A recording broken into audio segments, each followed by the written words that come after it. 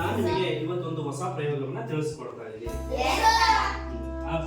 ವಿಜ್ಞಾನದಲ್ಲಿ ಬರುವಂತಹ ಒಂದು ಸರಳ ಪ್ರಯೋಗ ಯಾವುದಪ್ಪ ಅಂತ ಹೇಳಿದ್ರೆ ವಸ್ತುವಿನ ಸಾಂದ್ರತೆಯನ್ನ ಪತ್ತೆ ಹಚ್ಚುವುದು.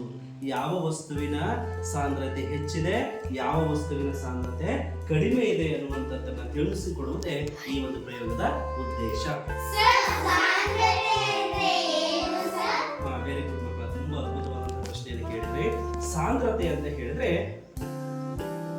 ಯಾವುದಾದ್ರೂ ಇರ್ಬೋದು ವಸ್ತು, ಒಂದು ವಸ್ತುವಿನ ಏಕಮಾನ ಗಾತ್ರದಲ್ಲಿರುವ ದ್ರವ್ಯರಾಶಿಯ ಅಳತೆ ಅಂತ ಕರಿತೀವಿ.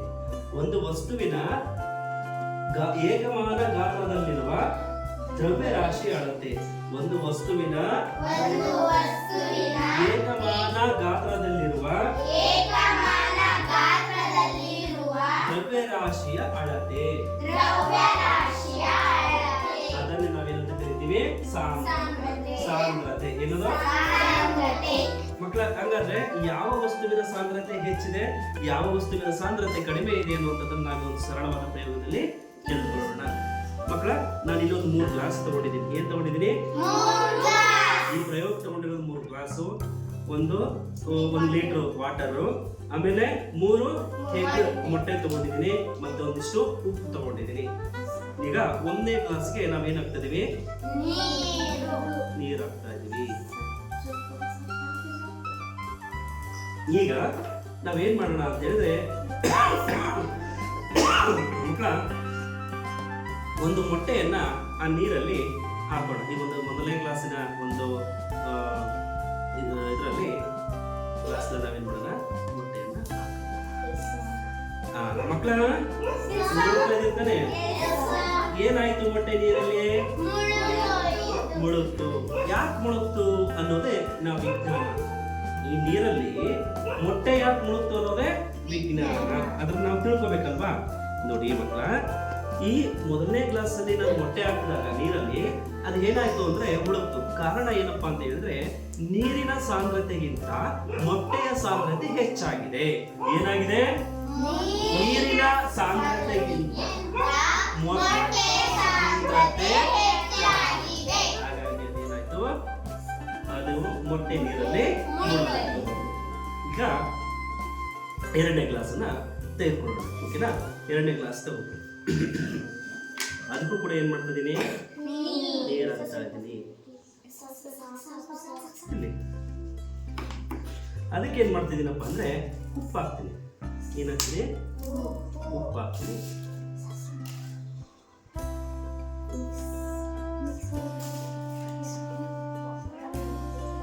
ಈಗ ಇದನ್ನ ನೀರಲ್ಲಿ ಚೆನ್ನಾಗಿ ಮಿಕ್ಸ್ ಮಾಡಬೇಕು. ಉಪ್ಪು ನೀರಲ್ಲಿ ಕರಗುತ್ತೋ ಇಲ್ಲೋ? ಸಕ್ಕರೆ ನೀರಲ್ಲಿ ಕರಗುತ್ತೋ ಇಲ್ಲೋ? ಮಕ್ಕಳ, ನಿಮ್ಗೊಂದು ಒಗಟು ಹೇಳ್ತೀನಿ, ಬಿಡಿಸ್ತೀರಾ? ನೀರಲ್ಲೇ ಉಪ್ತೀನಿ, ನೀರಲ್ಲೇ ಸಾಯ್ತೀನಿ. Very good. ರುಚಿಗೆ ನಾನು ಬೇಕು. Very good. ನೋಡ್ರಿ, ಉಪ್ಪಿಲ್ಲದೆ ನಾವು ಅಡುಗೆ ಮಾಡ್ಲಿಕ್ಕೂ ಆಗಲ್ಲ. ಉಪ್ಪಿಲ್ಲ ಅಂತಂದ್ರೆ ನಾವೇನ್ ಮಾಡ್ತೀವಿ? ಅಮ್ಮನಿಗೆ ಬೈತೀವಿ, ಅಮ್ಮ ನಿನ್ ಮಾಡಿರೋ ಅನ್ನ ಮತ್ತು ಸಾಂಬಾರ್ನಲ್ಲಿ ಉಪ್ಪೇ ಇಲ್ಲಮ್ಮ, ಸಪ್ಪಗಿದೆ ಅಂತೇಳಿ. ಉಪ್ಪು ಬೇಕು ತಾನೆ ನಮ್ಮ ಊಟಕ್ಕೆ. ಉಪ್ಪಿಲ್ಲ ಅಂತಂದ್ರೆ ನಮಗೆ ಊಟ ರುಚಿ ಸಿಗೋದೇ ಇಲ್ಲ.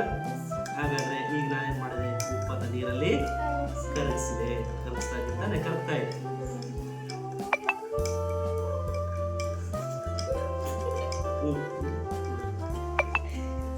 ಮಕ್ಕಳು, ಏನಾಗ್ತಾ ಇದೆ? ಈಗ ನಾನೇನ್ ಮಾಡ್ತಾ ಇದ್ದೀನಿ? ಒಂದು ಮೊಟ್ಟೆನ ತಗೊಂಡೆ, ಆ ಮೊಟ್ಟೆಯನ್ನು ನಾನು ಎಲ್ಲಿ ಹಾಕ್ತಾ ಇದ್ದೀನಿ? ನೀರೊಳಗೆ ಹಾಕ್ತಾ ಇದ್ದೀನಿ.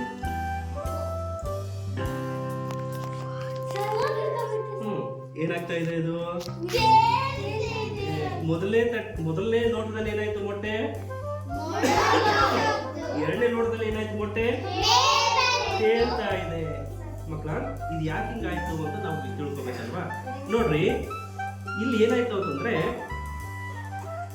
ನೀರಿನ ಸಾಂದ್ರತೆ ಮತ್ತು ಮೊಟ್ಟೆಯ ಸಾಂದ್ರತೆ ಎರಡರ ಪ್ರಮಾಣ ಏನಾಗಿದೆ ಅಂತ ನೋಡೋಣ. ಇಲ್ಲಿ ನೋಡಿ, ಮೊಟ್ಟೆಯ ಸಾಂದ್ರತೆಗಿಂತ ನೀರಿನ ಸಾಂದ್ರತೆ ಜಾಸ್ತಿ ಆಗಿದೆ, ಹೆಚ್ಚಾಗಿದೆ. ಹಾಗಾಗಿ ಮೊಟ್ಟೆ ತೇಲ್ತಾ ಇದೆ. ನೀರಲ್ಲಿ ಮೊಟ್ಟೆ ಏನಾಗ್ತಾ ಇದೆ? ತೇಲ್ತಾ ಇದೆ.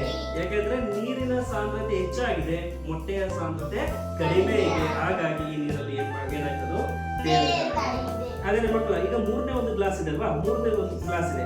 ಈ ಮೂರನೇ ಗ್ಲಾಸ್ ಅಲ್ಲೂ ಕೂಡ ನಾವೇನ್ ಮಾಡೋಣ, ನೀರನ್ನ ಹಾಕೋಣ, ಅರ್ಧ ಗ್ಲಾಸ್ ಹಾಕೋಣ. ಓಕೆನಾ? ಈಗೇನ್ ಮಾಡೋಣ, ಸ್ವಲ್ಪ ಉಪ್ಪನ್ನು ಕೂಡ ಹಾಕೋಣ. ಅದಕ್ಕೆ ಏನಕ್ಕನ ಉಪ್ಪು ಹಾಕೋಣ.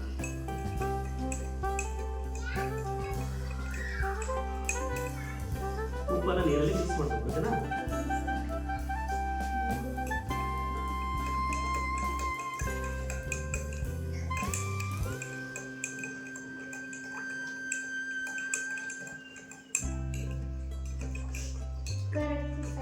ಉಪ್ಪು ಏನಾಗ್ತದೆ ನೀರಲ್ಲಿ ಕರಗ್ತಾ ಇದೆ ಅಲ್ವಾ ಮಕ್ಕಳ? ನೀವು ಕೂಡ ಮನೆಯಲ್ಲಿ ಹೋಗಿ ಈ ತರ ಸರಳವಾದ ಪ್ರಯೋಗಗಳನ್ನ ಮಾಡಬೇಕು, ಗೊತ್ತಾಯ್ತಾ?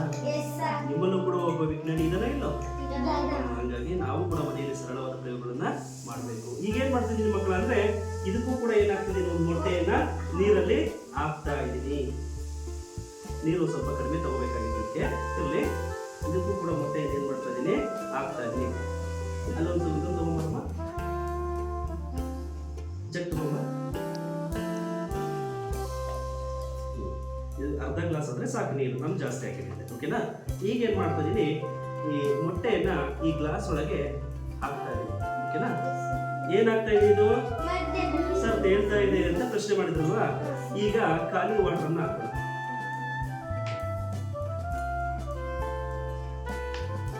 ಮತ್ತು ಕೂಡ ಮೇಲೆ ತೇಲ್ತಲ್ವಾ? ಹಾಗಾದ್ರೆ ಮಕ್ಕಳ, ಇಲ್ಲಿ ಏನೋ ಒಂದು ವ್ಯತ್ಯಾಸ ಆಗಿದೆ. ಈ ವ್ಯತ್ಯಾಸವನ್ನು ನಾವು ಸರಿಪಡಿಸಬೇಕಾಗಿದೆ ಅಲ್ವಾ? ಈಗ ಏನ್ ಮಾಡೋಣ ಅಂತ ಹೇಳಿದ್ರೆ, ಈ ಮೊಟ್ಟೆಯನ್ನು ತಗೊಳ್ಳೋಣ. ಇಲ್ಲಿ ಏನೋ ಒಂದು ವ್ಯತ್ಯಾಸ ಆಗಿದೆ ನಮ್ಮ ಪ್ರಯೋಗದಲ್ಲಿ ಅಲ್ವಾ? ಆ ವ್ಯತ್ಯಾಸವನ್ನು ನಾವು ಸರಿಪಡಿಸ್ಕೊಳ್ಬೇಕಾಗುತ್ತೆ.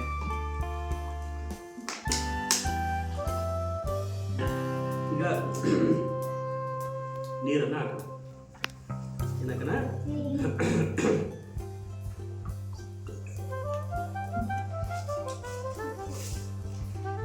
ಏನಕ್ಕನ ಉಪ್ಪು ಹಾಕೋಣ. ಉಪ್ಪು ಹಾಕಿ ಏನ್ ಮಾಡೋಣ, ಮಿಕ್ಸ್ ಮಾಡೋಣ.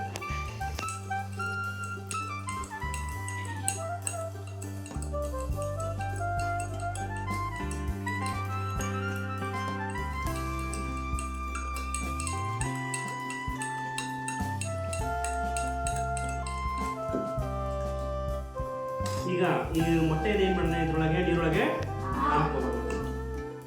ಏನ ಏನಾಗ್ತಾ ಇದೆ, ಮೊಟ್ಟೆ ನೀರಲ್ಲಿ ತೇಲ್ತಾ ಇದೆ. ಈಗ ಪ್ಲೇನ್ ವಾಟರ್ ಅಂದ್ರೆ ಶುದ್ಧವಾದ ವಾಟರ್ ಅಂತ ಹಾಕೋಣ.